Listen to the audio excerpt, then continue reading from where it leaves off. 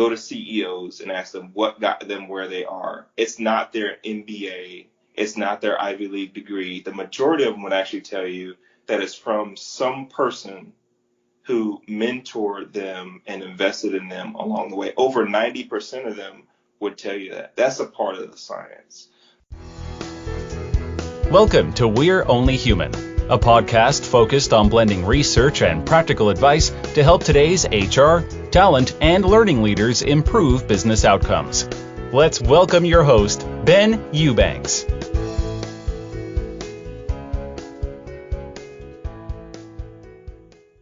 Hey everybody, welcome to We're Only Human. This is Ben Eubanks, your host, and so glad to have you here.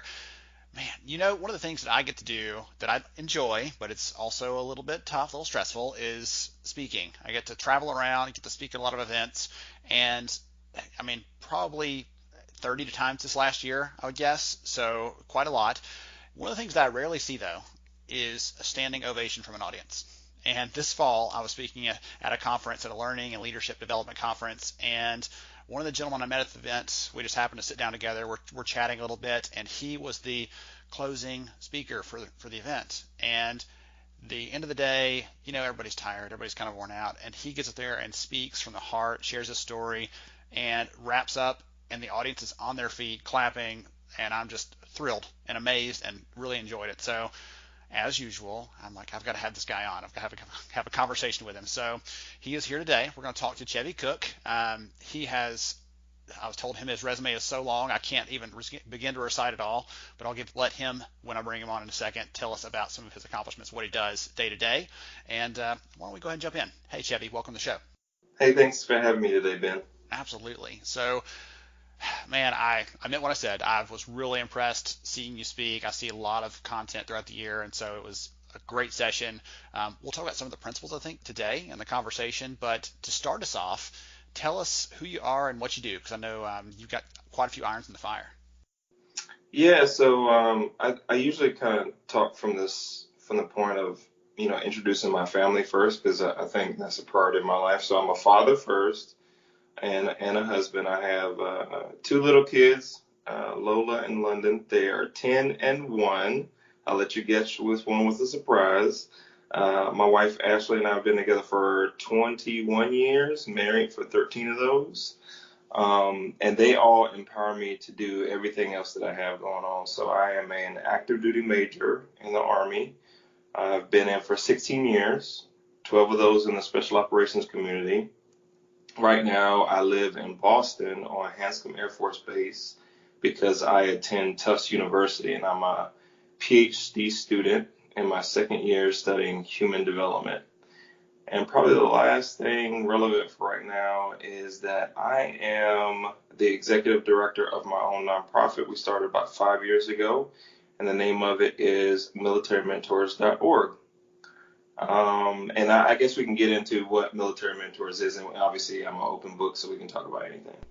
Anything, absolutely. So, all right. So the thing that appealed to me, and before I go any further, I'm just gonna say thank you for your service. I appreciate what you've done. I got to hear some insights into the work you've done in the session you led. Got to hear some of those things that you had done, and the background. I'm connected to a lot of military because I'm based here in Huntsville, Alabama, which is a big military town, and so we appreciate every single person that has a role in that, whether it's the family, making sure that everything's taken care of on the home front, or you doing what you do. So thank you for that. One of the things I want you to do is tell us about military mentors. Let's dig into that a little bit, because you seem busy enough. If I asked your wife, she'd say yes. Probably rein it in a little bit. You've got full-time role in the military. You're also a full-time student. You're getting all these things done. But in addition to that, you decided, hey, I feel so strongly and passionately about this concept of mentoring, especially in the military, that you wanted to go and create a nonprofit. So tell me more about what the nonprofit does, what the role is, what the purpose is, those kind of things. Yeah, so our militarymentors.org, its mission is to redefine the practice of leadership by refining the art and science of mentorship.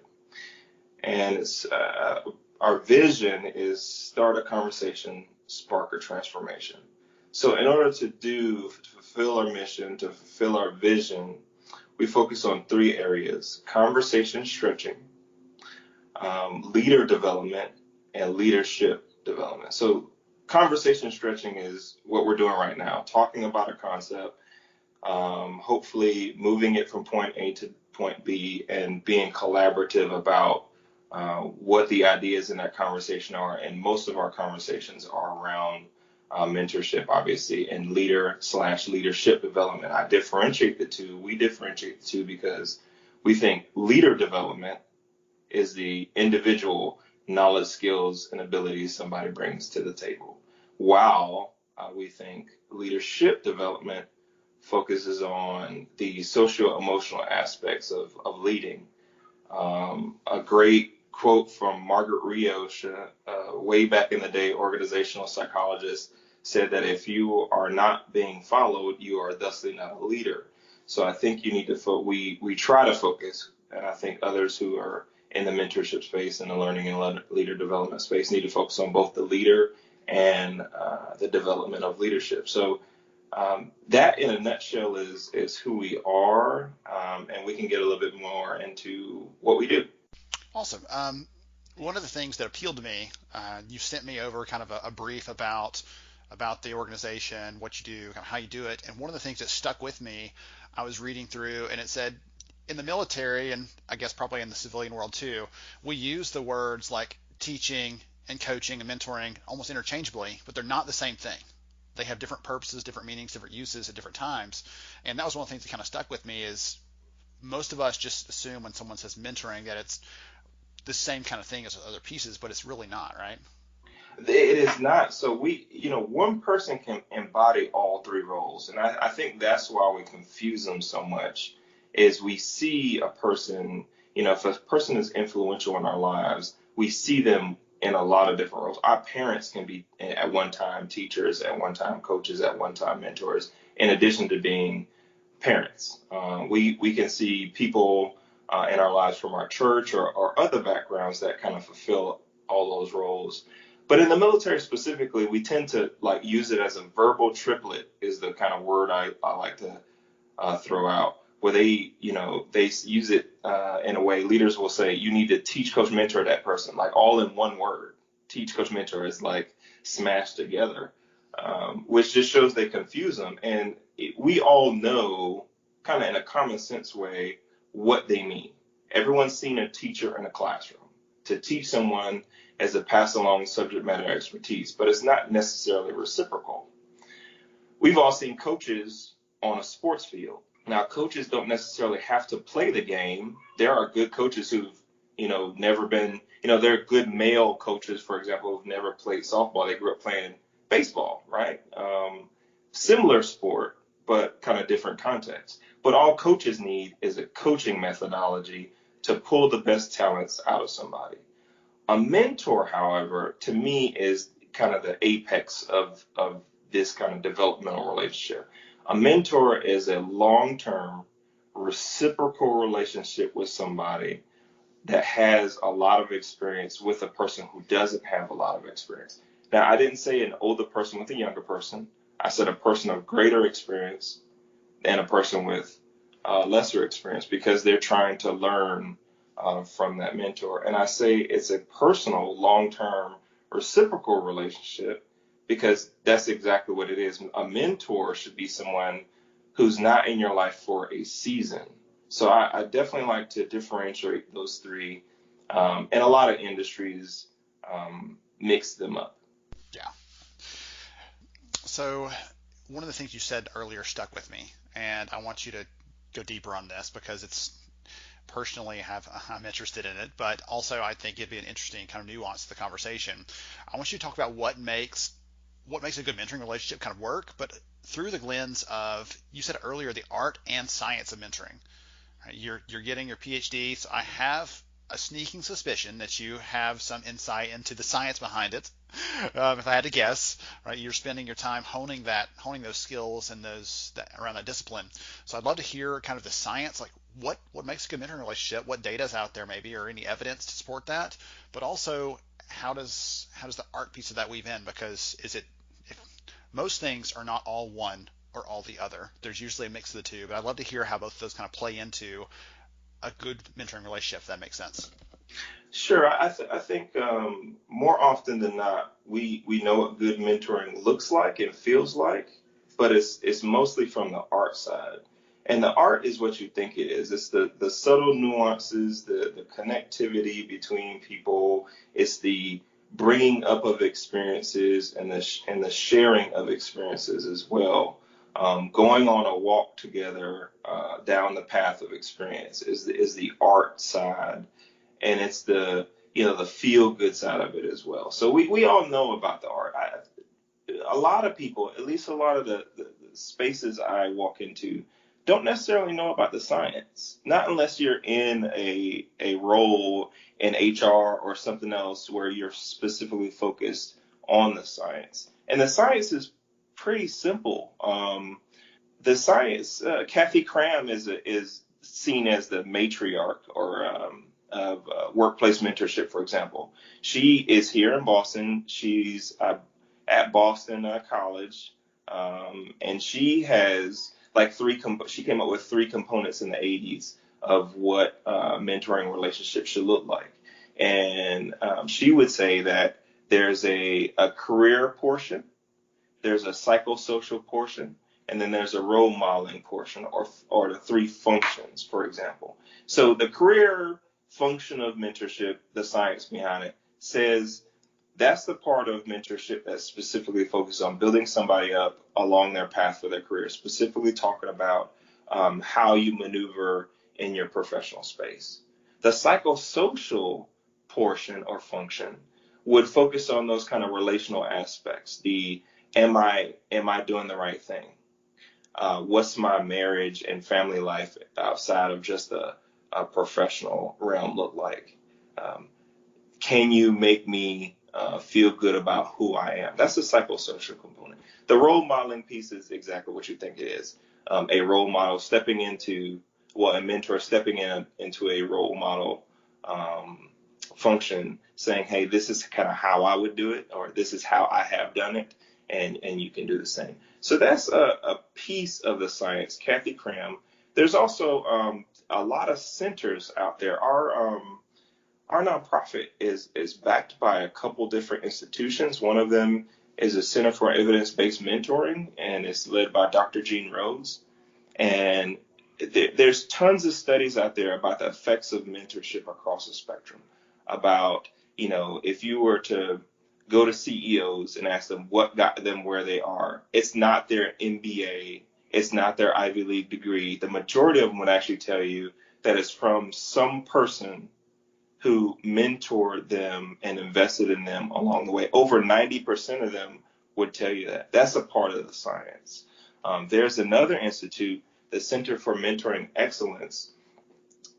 One of our advisory board members is Lisa Fain, and she would tell you how important diversity and inclusion is, and the science behind building better teams. We all have heard stuff like more diverse teams are more successful, more likely to succeed, more likely to be connected, and that doesn't, that's not just in the business realm. That's also in the mentoring field. Mentoring people who look like you obviously is an important function of mentorship. But the science would tell you that if you were, say, doing group mentoring or peer mentoring across a couple different groups of people, that group should probably look different. You probably shouldn't be cloning or just looking for people who look like you. So I kind of pause there if that's okay. That's all right. I was going to say that I've got a couple questions to ask you based on that. So one of them, the piece you just mentioned, like there is so much data and there's more coming out, it seems like every day, around the value of having a diverse team and the performance, how it's better if they're diverse. And I'm reading a book right now. You'll appreciate it. I don't know if we talked about this or not when we met earlier this fall, but I'm reading a book now called Range. And it's really, really interesting because one of the concepts in the book is the more broad your skill set, you can be you can be really great in one area, but if you have broad interests, you're more likely to problem solve and be a better performer overall than someone that just goes really deep in one area and never ever leaves the bounds of that single focus for them. And one of the stories the author tells in the book is about a scientist who went around traveling, a researcher who went traveling to different science teams to watch them as they worked through problem solving exercises together. So once a week, this biology unit would sit down together and they'd all work through a problem. And then the next week he'd go sit in front of a bunch of chemists and watch them work through a problem. And what was interesting is in his research, he's watching all this and he's bound by confidentiality, so he can't tell any of them that he's watching the other ones. But he goes and sits down with this group, and it's a group of 10 biologists, and they're all sitting there trying to solve a problem, and they are just banging their head against the wall. They're struggling. It takes them like 2 or 3 weeks to figure out how to overcome this hurdle. Well, the next week, he's sitting there with a group that has a chemist and a virologist and a biologist and a couple other different ologists, right? All the scientists in the room with a mix of experience. And someone throws out an answer almost immediately because they have this different perspective, and it came from something outside of the realm of biology, some other kind of experience they had. And he's like, the hard part for me was I couldn't tell the other group that someone had already solved that problem and they could just take that answer and go because I was bound by this. But the lesson there was like super practical, that having that diverse set of experiences, not just a diverse set of skin colors, right, or genders, that's our outward appearance, but the actual diverse mental capabilities is what led to that. So I love that you pointed that one out, because I've been like itching to tell that story, and I told it to everybody I've seen in person, I think, in the last week, just because I read it and it was so like practical in our field. But I think that's a great example of how diversity in a team context or in a mentoring context leads to you getting better and more diverse perspectives on the world, and you don't see every problem, if you're a hammer, every problem's a nail. You see problems through some different layers of perspective and probably can make better choices, better decisions long term because of that. Yes, I completely agree with you. And earlier I mentioned how, reciprocity in a mentorship relationship is very important. And think about what you can learn from somebody. Again, if you're the mentor with the experience, think about what you can learn from a protege who's not from your background or not from your same state or not even from your same industry. There's a great book out there called Athena Rising, and it's by Brad Johnson and Dave Smith. And they talk about cross-gender mentoring, for example. And they talk about how the American population is just slightly, in favor, is slightly majority women. But if you look at CEO roles and roles of leadership, women are nowhere near matching their demographics, and saying that, men in C-suite jobs and other males that are out there leading need to look for what they call Athenas, rising young female leaders who are champions. Think about the experience of having a young female mentee or protege who is completely changing the way you look at things because you've always been in a dominated male environment. Think about the reciprocity there. Think about the learning that can happen for you. And then you add that to a team context where everyone needs to win, like maybe the military, where you're off in war and you need different ideas to come to a solution. That can be very powerful. But I think people are scared of stuff like that. People are kind of scared about the art and the science and cross-gender stuff because, innuendo and things like that. But at the end of the day, the reciprocity and diversity is important. And, at the very baseline, good mentorship, the recipe is in the actual relationship. I'm going to ask you something then. So I was talking to an HR executive about a week ago, and we're talking about diversity as a concept. And he said, it's funny because it's not funny. Sorry, wrong word. He says, it's interesting because my leadership team, if I ask them, are we for diversity? Absolutely. Yes, we are on board. We believe in it. It's a good idea for the business. But when it comes down, so on a macro level, it's good. It's comfortable. But on a micro level, if you said, okay, I want you to start mentoring this female rising leader in the company. Whoa, wait a minute. Hold on a second. I'm not sure about that. So on a micro level, it's almost uncomfortable to be around, to to really prioritize diversity because it pushes us outside our comfort zones. So I want to ask you, I want to use that to tease into a question. You're talking about reciprocity, like we can both get something from this relationship as a mentoring relationship. It's not just a one way. That's a coach, right? It's not just a one way path. It's two way. Should it be totally comfortable, or should there be moments where it might be a little bit uncomfortable because you might be pushing the other person and stretching them? I appreciate the uncomfortability of it.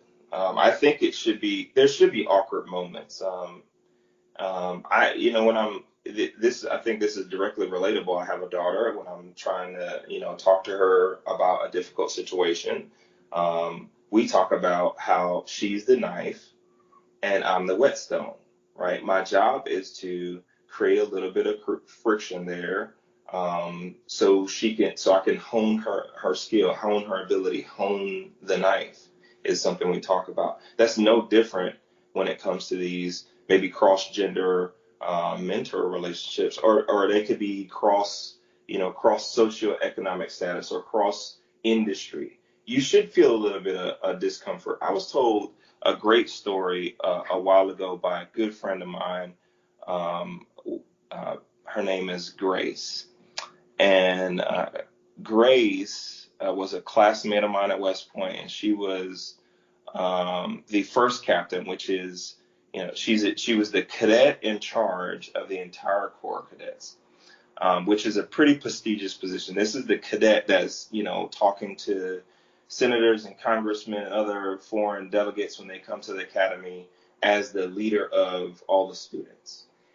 And I happened to be a friend of hers at the time that she was the first captain and was on the staff with her up there at the leadership of the cadets. But I always noticed that she was nervous. And we got out into the Army and we happened to deploy at the same time. So we were in Iraq and we would have these, when we could, we have lunches that just kind of get through those long, arduous times. And I noticed she was nervous over there too. And I was like, Grace, how, like, you were the first captain, you're like one of the best leaders I know. Why are you always nervous? And she kind of coined this phrase about needed nervousness. She said, if you ever in a place of comfort where everything is just kosher and fine, then you're probably overlooking things. You're probably not growing. You're probably not developing.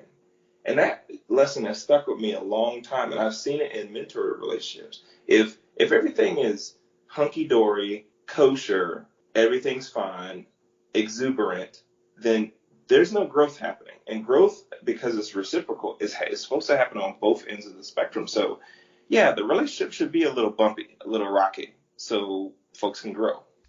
It's one of those things where you hear it you hear it all the time, but it I love that phrase, needed nervousness, on her behalf, right? She's like, I'm trying to keep the edge because that's making me sharper. That's making sure I don't miss something important. So interesting. Wow. Okay, so I have grilled you on some of the mentoring pieces of this. I mean, again, you're the expert here. I love like getting to dig really deep into this and understand, because every time I think like I've got a hard question for you, you've got a good answer for it. So that's okay. All right, let's talk a little bit. I would say that everything you've talked about here, in my head, I imagine this conversation being about like specific mentoring in the military. And I was going to ask you to transition, like, does it still apply outside of that? But I think everything you've said so far applies outside of that space. There's not been anything right now that's limited to just operating in the military. Every piece of this, from needing a little bit of discomfort to seeing it as an art and a science, looking for ways to build these relationships through diversity. I think all of those things apply in a corporate context as well. Is there anything like specific nuance that you think might that I've overlooked that might also be like a good kind of practical lesson for someone that's thinking about doing more intentional mentoring or creating more mentoring within their organization? So yes, I would part of the science, and you saw me speak to this on the stage. There's this idea of relational developmental systems where the individual cannot be stricken from the context, right? There's a bi-directional arrow between the individual and the context if you're just looking at them as words, right? It's again, we come back to reciprocity.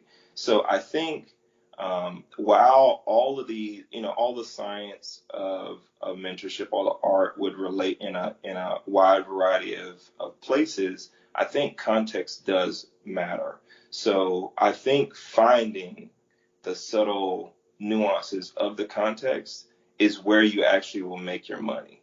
So I get the great privilege to mentor people in a lot of different spaces, not just people who wear a uniform. And I get to be mentored as well by people who are outside of the military space, for example. But them understanding the context through which they're passing their lessons to me is important. So when you tell stories, for example, to stay on the art side of it, when you would tell a story, if you're just telling a story that only relates to the business or industry you're in as a CEO or whatever, whatever you may be doing as a lawyer, if you're always telling the same story and you're not kind of trying to find that subtle context that where it might be relatable to the other person, I think you might be missing something. And if you're trying to, maybe even come up with a more formalized or structured mentorship program for your industry, for your office, for your organization, and you're not taking into account those kind of subtle group dynamics that you guys have going on.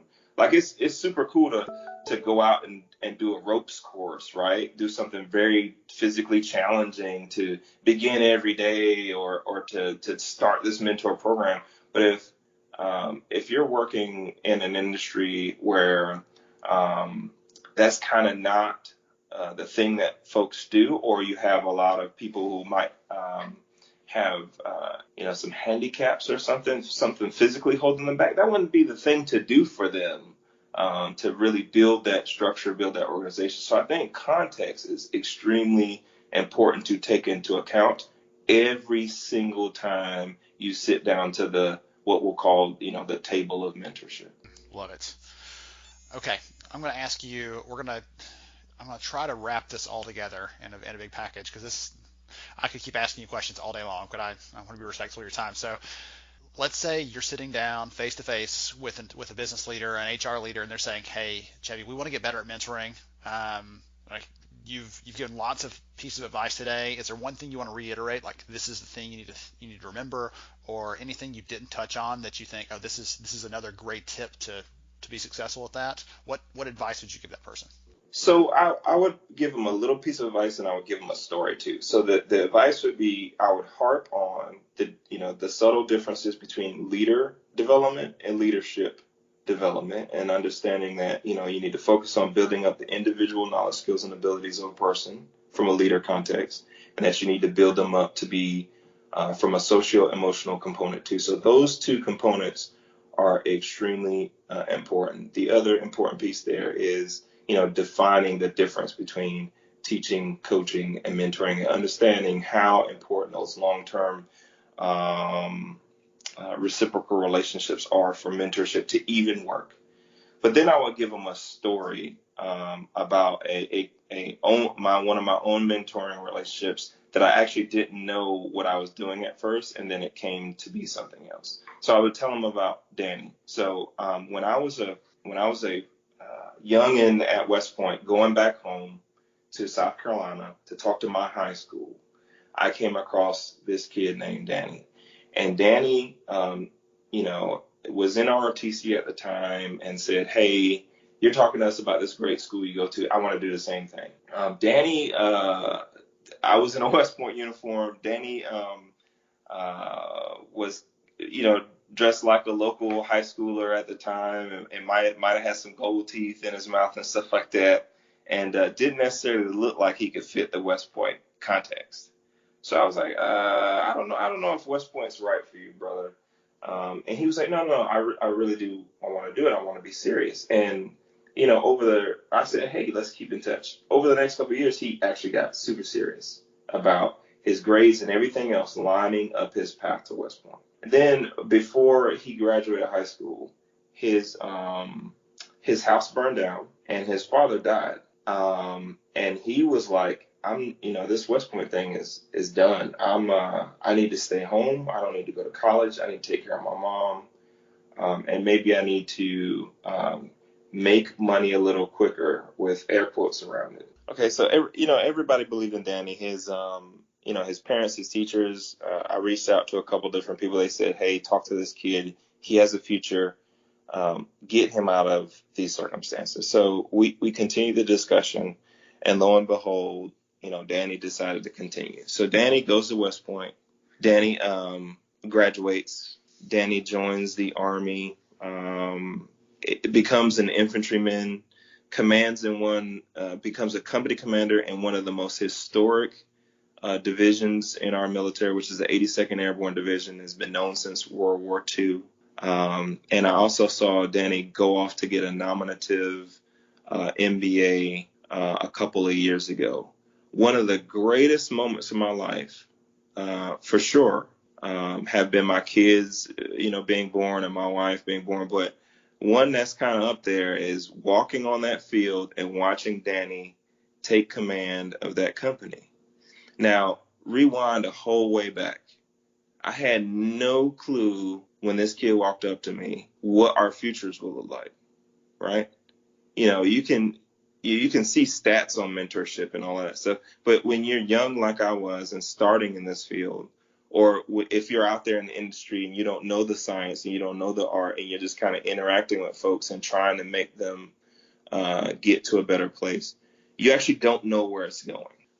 But on occasion, like I did with Danny, you see these ginormous leaps and bounds for people. And I would say if there's somebody out there trying to start a mentor program or wanting to get deeper into mentorship, think about that story of Danny and I's relationship, we're best friends today, because he might have not looked the right part right at the time at the beginning of the story.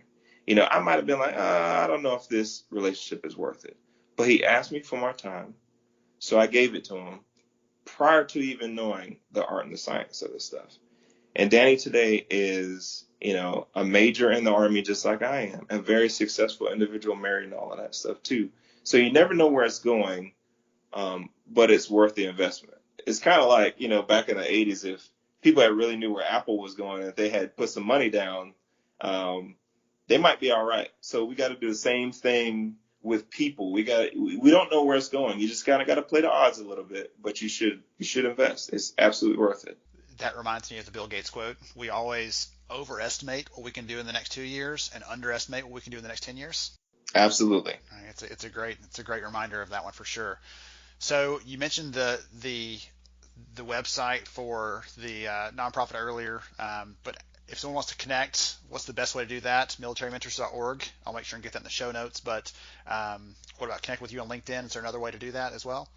Yeah, so militarymentors.org, we're on Facebook, LinkedIn, Twitter, and Instagram. You can find me personally. I'm the only Chaveso cook on the planet, CHAVESO.cook. I'm the only one on the planet, so you can find me on Facebook and LinkedIn as well. My email is Chevy, like the car, at militarymentors.org as well. If you go to the site, you can sign up for the site and you can sign up to be a mentor or a protege, and you can look at the resources we have. But also there's a pop-up that comes on the site, and we have a monthly newsletter that comes out with this art, with this science stuff. So if you don't necessarily want to search for it, I'll send it to you if you sign up for the newsletter. All right. Good stuff.